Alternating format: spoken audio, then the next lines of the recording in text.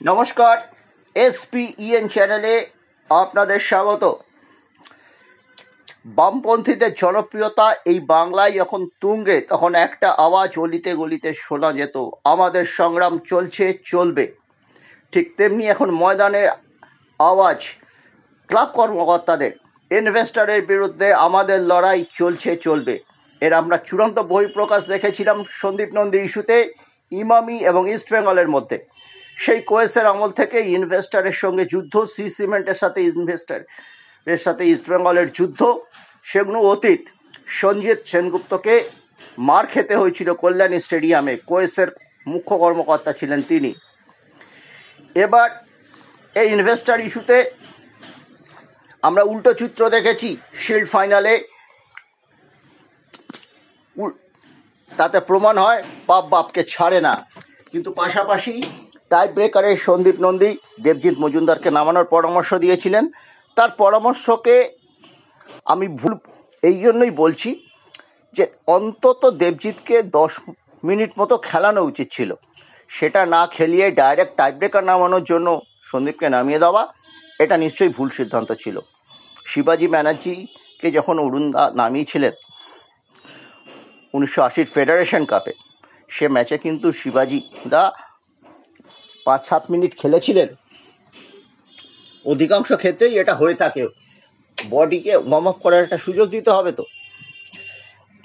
কিন্তু সন্দীপের সাথে কথা বলেছিলাম, সন্দীপ বলছিলেন যে দলের অবস্থা এতটাই খারাপ যে দেবজিৎকে ম্যাচে নামানোর কথা বললেও আমি সেভাবে বলিনি, উল্লেখ করিনি, পরিস্থিতি সেভাবে ছিল না। সন্দীপের সাথে সেন্ট্রাল এক্সাইজের একটি প্রীতি ম্যাচে দেখা হয়েছিল, তখনই কিন্তু সন্দীপ বলেছিল কাজের কোনো সুযোগ তিনি পাচ্ছেন না, গোলকিপারদের প্র্যাকটিস সে সুযোগই নেই তার কাছে। তিনি পেশাদার, তাই রয়েছেন, ঝামেলা চান না, মার্টিনেজই করান। কিন্তু একটা ছাইচাপা আগুন ছিল, তারই বহিঃপ্রকাশ ঘটেছে যখন গোয়া এয়ারপোর্টে পুরো টিম শিল্ড ফাইনালের পরে রিগ্রুপ হয় এবং অস্কার বলেন, you are not fittest for this job, not capable for this job. পরপর দুবার যখন তাকে আক্রমণ করেন, তখন সঞ্জীব নন্দী একেবারে সঠিক সিদ্ধান্ত নিয়েছেন, ইস্তফা দিয়ে চলে এসেছেন পরের ফ্লাইটে, হোটেলে দলের সঙ্গে যাননি। পাশাপাশি এই শিল্ড ফাইনালকে কেন্দ্র করেই মোহনবাগানেও কিন্তু একটা অন্যরকম খেলা চলছে। শিল্ড ফাইনালের পর আমরা দেখেছিলাম দেবাশিস দত্তের হাত ধরে বিনয় চোপড়া নিয়ে গিয়েছিলেন শিল্ডের সঙ্গে ছবি তোলার জন্য, পরে তাতে সামিল হন সঞ্জয় বসু। আমরা একটা ভাবছিলাম একটা মোটামুটি ফিল গুড পরিবেশ। দেবাশিসবাবু বলেছেন সেদিন বেরোনোর সময় যে মঙ্গলবার শিল্ড আসবে। শিল্ড মোহনবাগান তাঁবুতে মঙ্গলবার আসেনি, বুধবার বেলা 12টার সময় যা খবর, আজকেও আসছে না। সাধারণত শিল্ড বা ট্রফি এলে একটা ছোটোখাটো মঞ্চ হয়, কিছু বাউন্সার আসে, প্রস্তুতি থাকে পতাকা উত্তোলনে, পতাকা বের করে সেটাকে ঠিক মতো লাগানো হয়, সেরকম কোনো ব্যাপার নেই, আজকেও হবে না। কিন্তু মোহনবাগান কর্মকর্তারা পরম্পরা, ইতিহাস এইগুলোকে বারবার বলেন, 1911-এর কথা বলেন।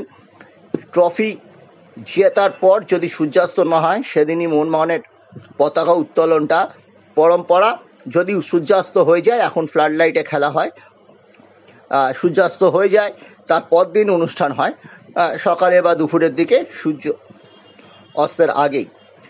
অনুষ্ঠানটা রবিবার হতে পারত, ঠিক আছে, রবিবার হয়নি, সেদিন ভূত চতুর্দশী ছিল, সেদিন একটা উৎসবের আমেজ ছিল। পাশাপাশি আমরা দেখলাম সোমবার কালী পুজো ছিল, মঙ্গলবারের কথা বলেছিলেন দেবাশিসবাবু, মঙ্গল পেরিয়ে বুধ হলো। মাঝে একটা রুটি দেওয়া হচ্ছিল শিল্ড নাকি আইএফের কাছে আছে, কিন্তু শিল্ড আইএফের কাছে নেই। আমরা 11:30 পর্যন্ত মিডিয়ার প্রতিনিধিরা অপেক্ষা করছিলাম শিল্ড কখন বেরোবে এবং কে শিল্ডটা নিয়ে যাবেন। কিন্তু তারপরেও রাতের অন্ধকারে সেই শিল্ড চলে গেছে মোমিনপুরে গোয়েঙ্কা হাউসে।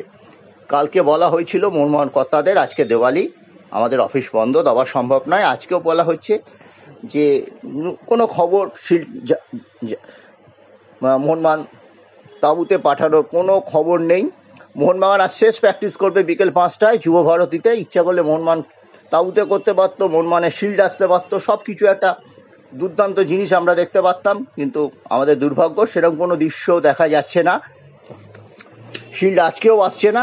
বলা হচ্ছে আজকে নাকি ওখানে কালী পুজোর ভাসান আছে, প্রচুর ভিড় হবে। নিশ্চয়ই ভিড় হবে, কিন্তু কালী পুজোর ভাসানের ভিড়টা 7:30টার আগে হয় না, 7:30 8টা থেকে শুরু হয়। যারা নিয়মিত এই এই দিনে ভাসান দেন কালী পুজোর যারা কর্মকর্তারা, সেই সূত্রেই বলছি সূর্যাস্তের আগে দুপুরবেলা বিকেলবেলা অনুষ্ঠান হলে প্রচুর মানুষ আসতেন, এবং প্র্যাকটিস যদি থাকতো, প্লেয়াররাও যদি থাকতো, তবে তো একেবারে সোনাপে সুহাগা হতো। সেরকম কিছু হচ্ছে না, প্র্যাকটিস সেই যুব ভারতীতে হবে। অতএব সেই বামপন্থীদের সেই স্লোগানের কথা মনে পড়ছে, ইনভেস্টারের বিরুদ্ধে যুদ্ধ চলছে, চলবে। একটা সময় মোহনবাগানে দেখা গিয়েছিল যে একটা দুর্দান্ত বন্ডেই দেবাশিস বাবু যখন সচিব ছিলেন, কিংবা তার আগে যখন সিঞ্জয় বাবু ছিলেন, তখনও একটা ফিল গুড পরিবেশ ছিল। কিন্তু এই যে বারবার ট্রফি জেতার পরেও ঝুলিয়ে রাখা হচ্ছে তাঁবুতে শিল্ড, এটা কি সমর্থনযোগ্য? একটা পরম্পরা তো আছে, সেটা তো দেখা উচিত। মোহনবাগান পরবর্তী টুর্নামেন্ট খেলতে সুপার কাপে আগামীকাল উড়ে যাবে। পরিস্থিতি যা, তার আগে মোহনবাগানে কি পতাকা উত্তোলন হবে? মোহনবাগানে কি শিল্ডটা আসবে? এটাই কিন্তু এটা আম সমর্থকদের প্রশ্ন। এই কালী পুজোর মধ্যে অনেক ফোন পেয়েছি, অনেক হোয়াটসঅ্যাপ মেসেজ পেয়েছি যে কবে দাদা শিল্ডটা আসবে মোহনবাগানে, একটু জানাবেন। তাদের জন্য এই প্যাকেজটা। আজকেও তেমন কিছু অঘটন না ঘটলে আজকেও